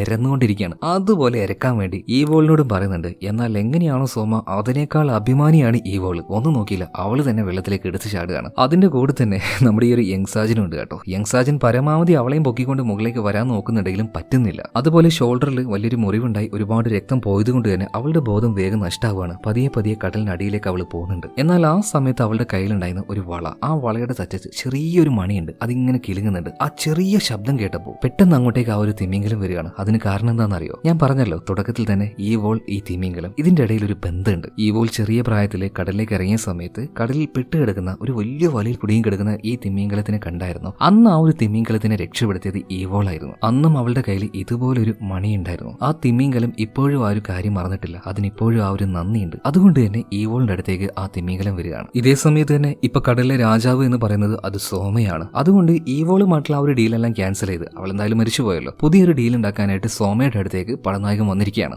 എന്താണോ ഈ വോളിനോട് പറഞ്ഞത് അതേ കാര്യം തന്നെ സോമയോട് പടനായകൻ പറയുന്നുണ്ട്. അതായത് മുതുകിൽ കൊടി കുത്തി നിൽക്കുന്ന ആ ഒരു തിമിംഗലത്തെ പിടിക്കാനായിട്ട് നിങ്ങൾ എന്നെ സഹായിക്കണം. എന്റെ ഈ ഒരു ഓഫർ നിങ്ങൾ നിരസിക്കുകയാണെങ്കിൽ പൂർണ്ണമായിട്ടും നീയുമായി ബന്ധപ്പെട്ട എല്ലാത്തിനെയും ഞാൻ കൊന്നു കൊലവിളിക്കുന്നു. അങ്ങനെ മറ്റൊരു നിവൃത്തി ഇല്ലാത്തത് കൊണ്ട് പടനായകന്റെ കൂടെ നിൽക്കുകയല്ലാതെ സോമയ്ക്ക് വേറൊരു വഴിയില്ല. ഇതേ നേരം തന്നെ കടലിന്റെ മറ്റൊരു ഭാഗത്ത്, അതായത് ഒരു തീരത്തേക്ക് ഈ വോൾ ഈവോളും നമ്മുടെ യങ്സാജിനും വന്നിട്ടുണ്ട്. കുറച്ച് കഴിഞ്ഞപ്പോൾ യങ്സാജിന് അവന്റെ ബോധം തിരിച്ചു കിട്ടി. പക്ഷേ ഈവോൾ ഇപ്പോഴും മയക്കത്തിലാണ്. അവളുടെ ദേഹത്ത് വലിയൊരു മുറിവുണ്ടായിട്ടുണ്ട്. അങ്ങനെ അവിടെ ഉണ്ടായിരുന്ന ഒരു ഗുഹയിലേക്ക് അവളെ കൊണ്ടുപോകുന്നുണ്ട്. അവളുടെ ദേഹത്ത് ആ ഒരു മുറിവെല്ലാം ചെറുതായിട്ട് വെച്ച് കെട്ടി കൊടുക്കുകയാണ്. കുറച്ച് കഴിഞ്ഞപ്പോൾ ഈവളിന് ബോധം വന്നു. അവൻ ആ ഒരു ചങ്ങല അടിച്ച് പൊട്ടിക്കാൻ നോക്കുന്നുണ്ടെങ്കിലും ചങ്ങല പൊട്ടുന്നില്ല. കുറെ നേരം ആയതുകൊണ്ട് തന്നെ അവന് നന്നായിട്ട് മൂത്രമൊഴിക്കാൻ വിട്ടുന്നുണ്ട്. അപ്പോൾ എടോ എനിക്ക് നമ്പർ 1 പോകണം, എന്താ ചെയ്യാ? ഈ സമയത്ത് ഈവോള് പറയണം ഞാൻ നിന്റെ കൈ അങ്ങോട്ട് വെട്ടിയെടുക്കട്ടെ, എന്നാ പിന്നെ നിനക്കങ്ങ് പോകാലോ. പക്ഷേ ഈവോളും അതുപോലെ തന്നെ നമ്പർ 1 ഒന്ന് പോകണം. അതുകൊണ്ട് രണ്ടുപേരും നേരെ പോയിട്ട് കടലിൽ നിൽക്കുകയാണ്. കാര്യം സാധിക്കുകയാണ്. അപ്പോൾ നമ്മുടെ യങ്സാജൻ പറയുന്നുണ്ട്, വെള്ളത്തിനൊക്കെ എന്താ ചൂടല്ലേ. കാര്യം എന്താന്ന് നിങ്ങൾക്ക് മനസ്സിലായിട്ടുണ്ടാവുമല്ലോ.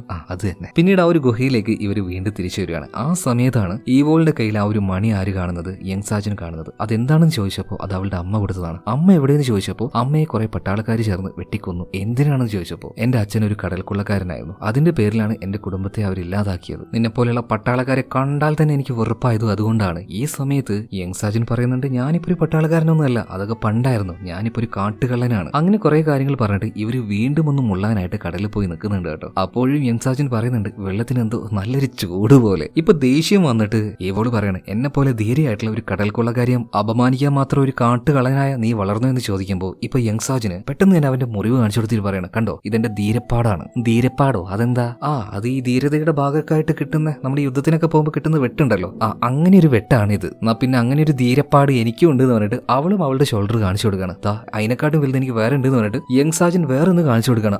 എന്നാ പിന്നെ അതിനെക്കാട്ടും വേറെ ഒന്ന് എനിക്കും ഉണ്ട് എന്ന് പറഞ്ഞിട്ട് അവൾ അവളുടെ ഒരു ഷർട്ട് ഊരാൻ നിൽക്കുമ്പോഴാണ് ഇതിപ്പോ ഇങ്ങനെ പോയാൽ ശരിയാവില്ലല്ലോ, മുഴുവൻ ഊരേണ്ടി വരുമല്ലോ എന്ന് അവൾക്കൊരു ബോധോദയം വരുന്നത്. അതേ നേരം തന്നെ അങ്ങോട്ടേക്ക് ഒരു കപ്പൽ വരുന്നുണ്ട്. അത് നമ്മുടെ യങ്സാജൻ പട്ടാളക്കാരുടെ അടുത്ത് നിന്ന് അടിച്ചുകൊണ്ടുവന്ന കപ്പലായിരുന്നു. ആ കപ്പൽ ഇപ്പോൾ ഒരേ ഒരാളേ ഉള്ളൂ. ആരായിരിക്കും? നമ്മുടെ സന്യാസി തന്നെ. യുദ്ധം കണ്ട് പേടിച്ചു പോയപ്പോൾ അവൻ മാത്രം ഒറ്റയ്ക്ക് അതിൽ ചാടിക്കയറിയല്ലോ. പിന്നീട് എങ്ങോട്ടോ ആ ഒരു കപ്പൽ ഒഴുകിപ്പോയി. അങ്ങനെ ആ ഒരു ഒഴുകി വന്ന കപ്പലാണ് ഇപ്പൊ ഇവരുടെ അടുത്തേക്ക് വന്നത്. സന്യാസി ഇവർ കാണാണ്. ബാക്കിയുള്ളവർക്കൊക്കെ എന്താ പറ്റിയ ചോദിച്ചപ്പോൾ യുദ്ധത്തിൽ തോറ്റതുകൊണ്ട് എല്ലാവരെയും കെട്ടിയിട്ടിരിക്കുകയാണ്. അധികം വൈകാതെ അവർക്ക് വധശിക്ഷ കൊടുക്കുകയും ചെയ്യും. അടുത്ത സീനിൽ കാണിക്കുന്നത് ആ ഒരു കാര്യമാണ്. ഈ കെട്ടിയിട്ടവന്മാരുടെ ഏറ്റവും മുന്നിലുള്ളത് ചുൽബോങ്ങാണ്. അവൻ കിടന്ന് കരഞ്ഞോണ്ടിരിക്കുകയാണ്. ഈ കടലിൽ കിടന്ന് ചാവണ്ട എന്ന് കരുതിയിട്ടാണ് കരയിലേക്ക് രക്ഷപ്പെട്ടു പോയത്. അവസാനം ദാണ്ട് ഇവിടെ തന്നെ തിരിച്ചു വന്നിരിക്കുകയാണ്. ദൈവമേ ഞാൻ എന്തൊരു ഗതികെട്ടവനാന്ന് പറഞ്ഞിട്ട് അവൻ അങ്ങനെ മുങ്ങിക്കൊണ്ടിരിക്കുകയാണ്. ഇതേ നേരം അവിടേക്കൊരു പുക വന്ന് വീഴുന്നുണ്ട് കേട്ടോ. അപ്പൊ തന്നെ ചുൽബോങ്ങിന് കാര്യം മനസ്സിലായി, ഇത് ഇവന്മാരുടെ ആശാനായിട്ടുള്ള യങ്സാജൻ തന്നെയാണ്. അധികം വൈകാതെ യങ്സാൻ ഇവോൾ രണ്ടുപേരും ആ ഒരു കപ്പലിലേക്ക് നുഴഞ്ഞു കയറുകയാണ്. പട്ടാളക്കാരെയൊക്കെ കൊല്ലുന്നുണ്ട്. എന്നിട്ട് ഇവരുടെ ഗ്രൂപ്പിനെ രക്ഷപ്പെടുത്തുകയാണ്. അങ്ങനെ അവസാനം പൂർണ്ണമായിട്ടും ആ ഒരു കപ്പലിന്റെ നിയന്ത്രണം ഇവോൾ ഏറ്റെടുക്കുകയാണ്. ഇതിനുശേഷം ചെറിയൊരു തോണി യങ്സാജിന് കൊടുത്തിട്ട് പറയാണ്, നിങ്ങൾക്ക് എന്തായാലും കടൽ ശരിയാവില്ല, നിങ്ങൾക്ക് അതിൽ എക്സ്പീരിയൻസ് ഇല്ല, കരയിലേക്ക് തന്നെ തിരിച്ചു പോയിക്കോ. അപ്പൊ യങ്സാജൻ പറയാണ്, നിങ്ങൾക്ക് വേണമെങ്കിൽ നിങ്ങളുടെ കൂടെ ഞങ്ങൾ നിൽക്കാട്ടോ, നിങ്ങൾക്ക് അതൊരു ബലമായിരിക്കും എന്ന് പറയണം. എന്നാൽ അപ്പൊ തന്നെ ഇവോള് അവരുടെ ആ ഒരു തോണി താഴേക്ക് വീഴാനുള്ള കയറ് വെട്ടി മുറിച്ചിടുകയാണ്. നിന്റെ ഒന്നും സഹായം എനിക്ക് വേണ്ട